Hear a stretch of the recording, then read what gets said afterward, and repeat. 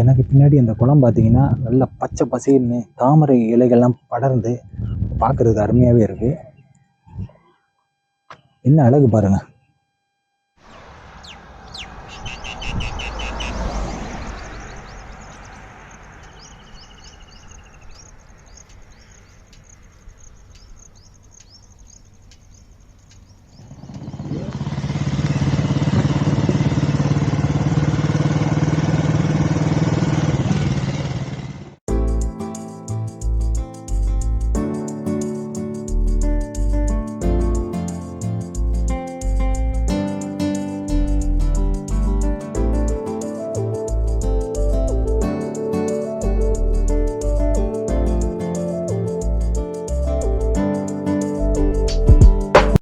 வணக்கம் மக்களே, நீங்கள் பார்க்குறீங்கள ஒரு அருமையான மலை கோயில். இதோட பேர் தான் மோதகம் கோபால் சுவாமி திருக்கோயில்.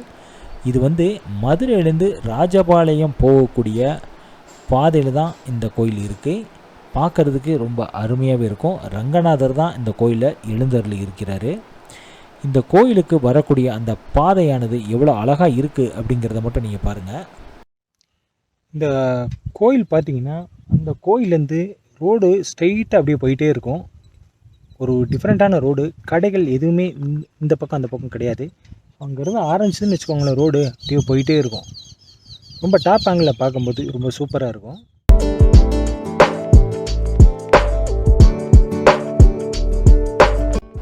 இந்த ரோட்டில் இருந்து ரெண்டு பக்கம் பார்த்தீங்கன்னா வீடு எதுவுமே கிடையாது, கிராமங்கள் எதுவுமே கிடையாது. இந்த பாதை அப்படியே ஒரே நேர்கோட்டில் போயிட்டே இருக்குது. இந்த ரோட்டில் நம்ம ட்ராவல் பண்ணும்போது எவ்வளோ அழகாக இருக்குது அப்படிங்கிறத மட்டும் நீங்களே பாருங்கள்.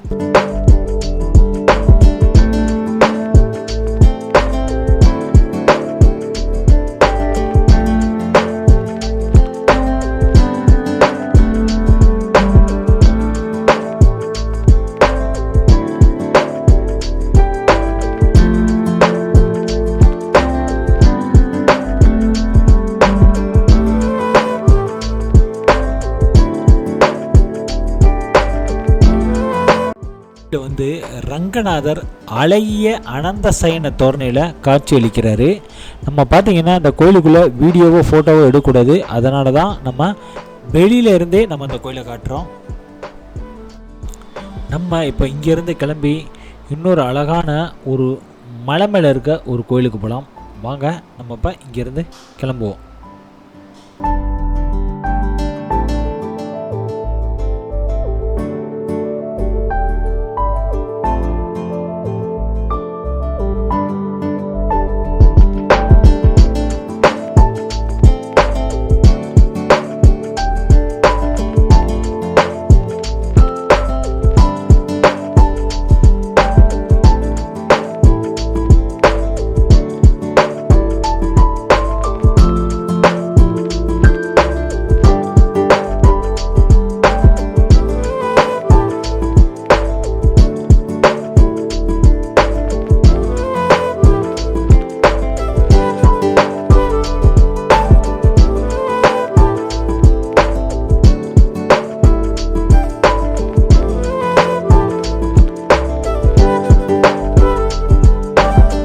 பார்க்குறதுக்கு சின்ன கோயிலாக இருந்தாலுமே ரொம்ப அழகாகவே இருக்குது. கோயில் ரொம்ப அழகாகவே இருக்குது, நல்லா இருக்குது. நல்ல கிராமத்து சைடு இருக்கிறதுனால நல்ல திருவிழாலாம் வந்தால் நல்லா கொண்டாடுவோம் போல். இன்னொன்று பார்த்தீங்கன்னா ஸ்பேசிஸாக இருக்குது இடம், நல்ல மலை மேலே ஸ்பேசிஸாகவும் இருக்குது.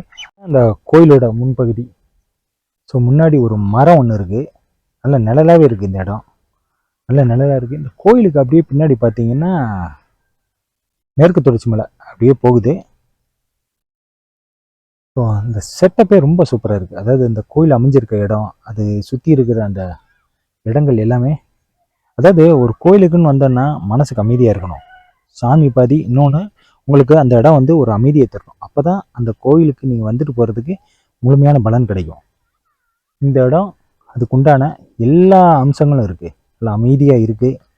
இடமும் பார்த்தீங்கன்னா ஏன்னா தள்ளி இருக்கிறதுனால ரொம்ப கச்சன்னு கிடையாது, ரொம்ப சூப்பராக இருக்குது. நீங்கள் ஒரு இடத்துல நல்லா அமைதியாக கும்பிடும் போதே உங்களுக்கு அதுக்கு உண்டான பலன் முழுமையாக கிடைக்கும்.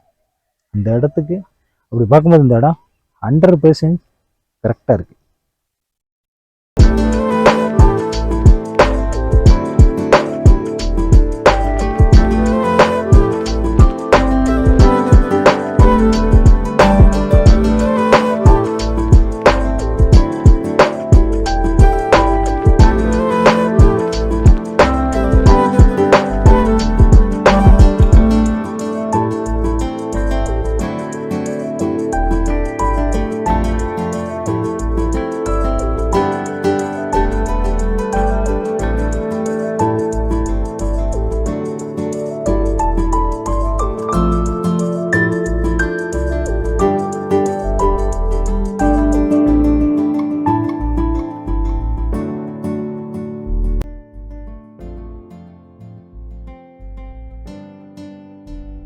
இந்த இடத்துலேருந்து கிளம்பி ஒரு சூப்பரான மலை அடிவாரத்தில் இருக்க ஒரு ஏரியாவுக்கு தான் நான் இப்போ ட்ராவல் பண்ண போகிறேன்.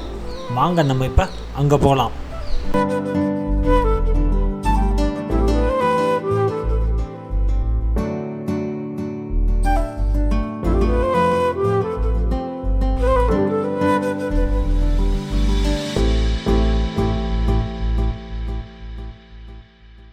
மேற்கு தொடர்ச்சி மலை அடிவாரத்தில் தமிழ்நாடு வனத்துறைக்கு உட்பட்ட ஒரு அருமையான இடம் தான் இந்த இடம்.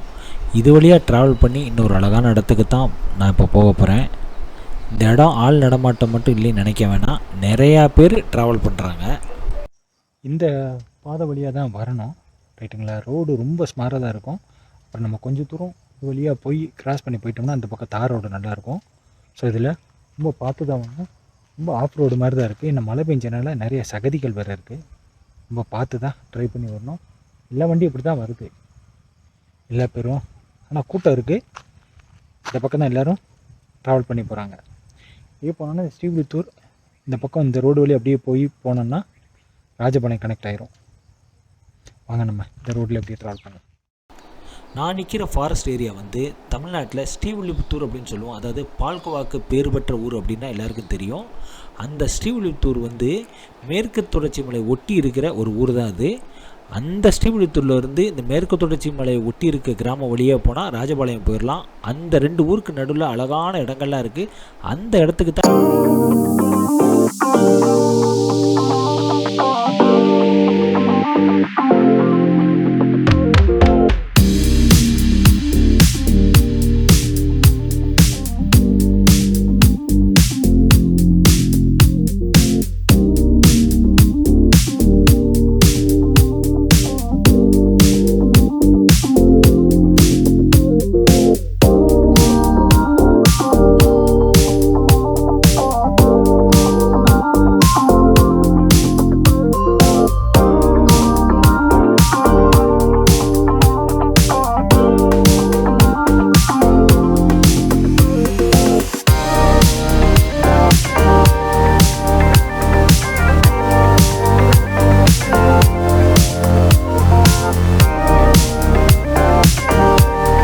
இல்லையும் வெள்ளப்பெருக்கு அதிகமாக இருந்து எங்கே பார்த்தாலும் தண்ணி. அந்த வீடியோவில் பாருங்கள், அந்த அருவி வந்து எவ்வளவு அதிகமாக தண்ணியை கொட்டுது அப்படின்ட்டு. இதனால் கீழேலாம் வெள்ளம் அதிகமாக ஓடிச்சு. இது பார்க்குறதுக்கே ரொம்ப அருமையாகவே இருந்தது. நீங்கள் பார்க்குறீங்கள, இது வந்து இந்த மலை அடிவாரத்தை ஒட்டி இருக்கிற ஒரு அருமையான காட்டுக்குள்ளே இருக்கிற ஒரு கோயில் தான் இது. இது வந்து ஒரு ஆற்றை கடந்து தான் நம்ம இங்கே கோயிலுக்கு வரணும். இப்போது அங்கே மழை பெஞ்சிக்கிட்டு இருக்கு. நம்ம அதுக்கு முன்னாடியே நம்ம இங்கே வந்துட்டோம். இப்போது அந்த மழை அதிகமாக பெய்யறதுனால இந்த கோயிலேருந்து கிளம்பி அந்த ஆற்றை தாண்டி போகணும். ஏன்னா அங்கே தண்ணி அதிகமாக வந்துருச்சுன்னா நம்மளால் அந்த இடத்த கிராஸ் பண்ண முடியாது. இந்த ஆற்றுல நிறைய பேர் குளிச்சுக்கிட்டு இருந்தாங்க. மழை அதிகமாக பெய்யறதுனால இப்போது இங்கேருந்து நம்ம கிளம்பணும். இங்கே இருக்கிறவங்களையும் ஃபாரஸ்ட்காரங்க கிளம்ப சொல்லிட்டாங்க. இப்போ நான் ஆற்றை கடந்து மேலே வந்துட்டேன். தண்ணியோட அளவு அதிகமாகிட்டே இருந்தது. அதனால் எல்லா மக்களையுமே ஃபாரஸ்ட்காரங்க இந்த இடத்த விட்டு கிளம்ப சொல்லிட்டாங்க. அதுக்கப்புறம் அந்த ஆற்றுல எப்படி தண்ணி வந்தது அப்படிங்கிறத நீங்களே பாருங்கள்.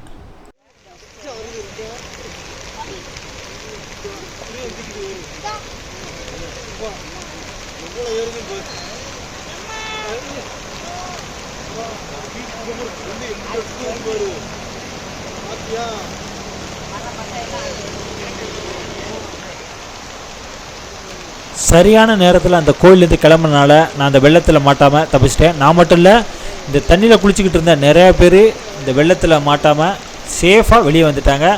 அதுக்கு மெயின் ரீசன் இங்கே இருக்கிற ஃபாரஸ்ட் ஆளுங்க தான். அவங்க தான் எல்லாரையும் ப்ராப்பரான இன்ஸ்ட்ரக்ஷன் கொடுத்து எல்லாருமே இங்கேருந்து கிளம்ப சொல்லி சேஃப்கார்ட் பண்ணாங்க.